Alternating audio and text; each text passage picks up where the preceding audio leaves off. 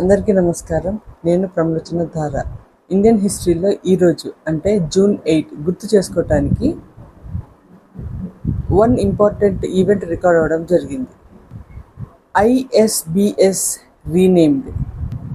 Indian state broadcasting services అఫీషియల్గా 1936 ఇయర్లో all India radio ఏఐఆర్గా మార్చబడింది.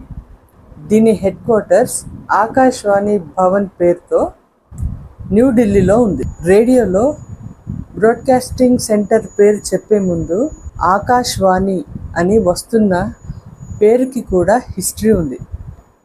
ఐఎస్బిఎస్ను ఆల్ ఇండియా రేడియోగా మార్చినప్పుడు Kolkata short wave service inauguration కోసం రాసిన ఒక పోయంలో రవీంద్రనాథ్ ఠాగూర్ గారు ఏఐఆర్కు ఆకాశవాణి, ఆకాశం నుండి వినిపిస్తున్న స్వరము అని కొత్త పేరు ఇవ్వడం జరిగింది.